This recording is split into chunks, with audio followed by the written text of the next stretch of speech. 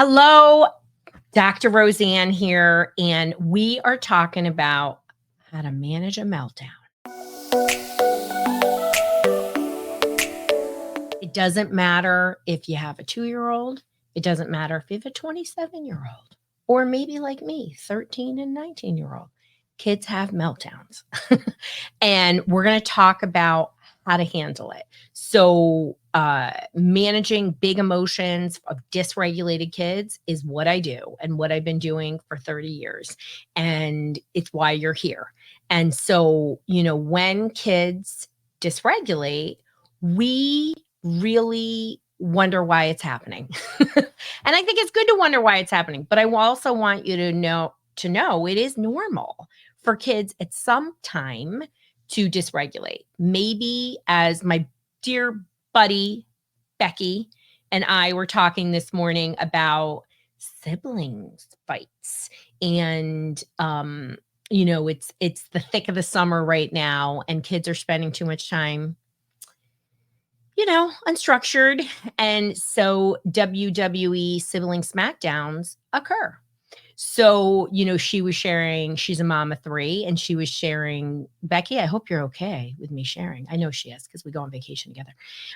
That her kids, she was sick and tired of moderating it, and that it was causing, some difficulties at home. And she was feeling really frustrated, especially when your kids get older. You think you should know better. But then if you recall your time as a young person, you probably fought with your siblings. Most siblings fight. So to really look at this, right? We're talking about meltdowns, right? Why is this meltdown happening? She really realized that, she had to sit down with them. They were not communicating properly, and it really seemed to improve things. So when our kids are struggling to regulate, how do we manage it, right? And when we are talking about dysregulation, I like to, use an acronym called CALMS parenting protocol. And every time our kids dysregulate, again, we can approach it whether it's a single issue, it's developmental, it's a time period issue, right? Or it's longstanding and your kid really struggles with self-regulation. And, just a reminder, it doesn't matter what your clinical issue is, because most of you are like me and we're moms of neurodivergence and kids with issues. We have to use tools to support the nervous system so that these big reactions, this dysregulation, the understimulation, the overstimulation, is not happening. Because the more it happens, the more it's going to happen, because the nervous system forms a habit. And so when we talk about our CALMS dysregulation parenting protocol, the first step is putting your oxygen mask on and co-regulating first. As I always say, you don't want to go in hot. So you're irritated, you don't want to go in irritated. Now, it does happen, even to Dr. Rowe. And so we have to be kind to our mind. And if you're dysregulated and you go in dysregulated, it's okay. But please don't do it all the time. And if you're really struggling with your own self-regulation, you need to do things to support your nervous system, and you need a therapist. I find that when people work in our brain behavior reset program, that one of the greatest things that they struggle with is really getting their own support, even parenting support. Like, parents drag their feet.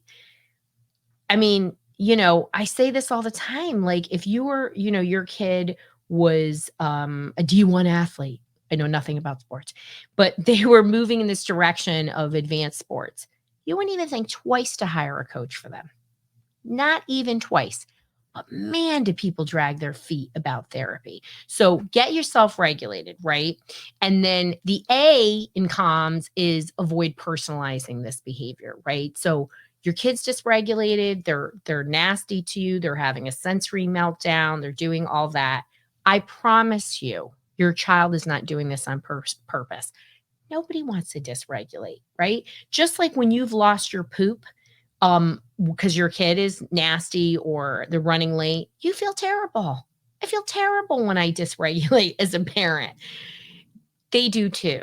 It's just they're stuck in that behavior, and that's what we're talking about in this CALMS method, because it's really about breaking that dysregulation cycle, getting the nervous system to respond differently, and that's only gonna come with reinforcement and practice, and tools, right? So the L is for looking for root causes. So just like Becky, she was like, the siblings are breaking down and there's all kinds of meltdowns happening.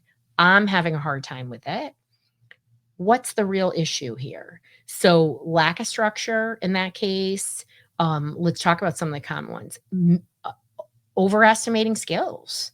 A lot of our kids, we think, oh, they got 127 IQ. They should know how to do this. These are separate things. Each of these are different skills, like I have one kid who is like an EQ rock star, right? And we went in for a physical yesterday for camp. I can't believe camps, like day camps, require a physical. Come on. We didn't have that in the 70s and 80s. Anyway, so of course you can't get into your regular doctor. So I was like, listen, let's not talk about this, and this, right? Because I don't want to hear people asking me dumb questions about holistic stuff and my vax schedule and this and that. I don't want to hear it. So I gave him the thing, I gave him the list. He's so easy. And I talked about something off topic. He gave me the look.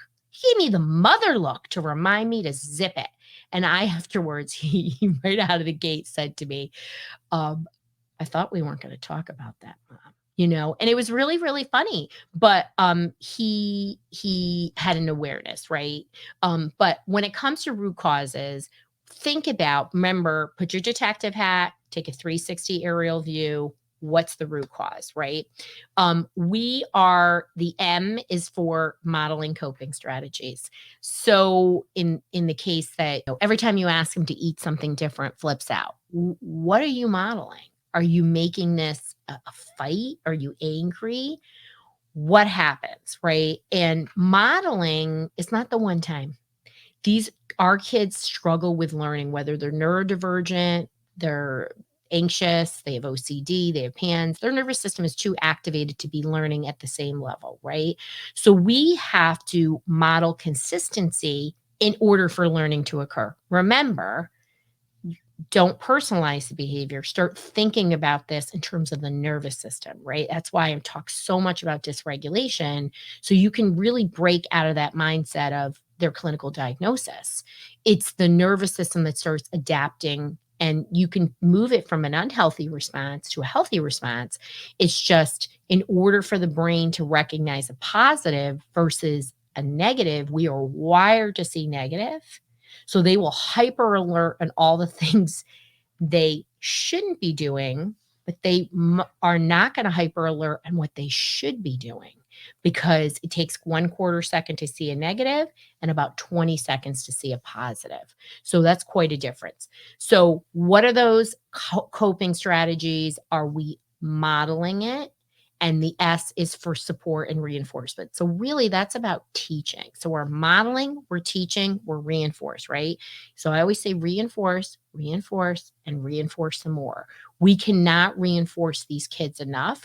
And I just had this beautiful conversation with just an absolutely inspirational young adult who just completely shut down from OCD during the COVID period. And, like, she is doing great. She's not where she needs to be, but holy cow, it's like just a transformation what has happened to her. And just completely 100% of the time having intrusive thoughts. We've moved to 60% of the time, which, you're probably like, what do you mean? She's still having it. No, no, no, no, no, no. This is somebody who tried a million things and could never get off of 100%. And so to hear her voice was different. What she says is different. Her level of activation is different. But my conversation was about, wait a second, what else are we going to do? Like micro, micro, micro. So I was like, your next goal is the 59%. to get you to 59%, you're not having, and then 58, and we just keep moving and keeping moving. And she was talking to me about lifestyle, the structure, the routines, how she was reinforcing herself, and most importantly, how was she keeping her mindset positive? And we need to do this for ourselves, but we are the provider of our children for this. Whether, and of course, she had a support team, even as a person in their 20s, had a support team who was on board with this. And so you must model, teach, reinforce. And 80% of the time being successful, right? There is wiggle room for it not being 100% of the time. But when our kids are dysregulated, we want to love and support them, hug them, don't get into it with them, don't go in hot, and really spend a lot of time outside of the meltdowns, teaching, reinforcing, loving up that nervous system. And I think when you really start to see your kids aren't doing this on purpose, and I'm going to tell you, this is, spouses are highly conflictual about this. This is one of the top things I'm talking to spouses about. When you really just let go of it, stop trying to explain that to your spouse and have them listen to this, because they need their own education about the nervous system. And when we really start seeing this as the brain responding, not your child responding because they're willfully doing this, you will have a lot more empathy, and it opens up connection, it opens up conversation, and that's really important. So do the CALMS, Dysregulation Parenting Protocol. You can do it.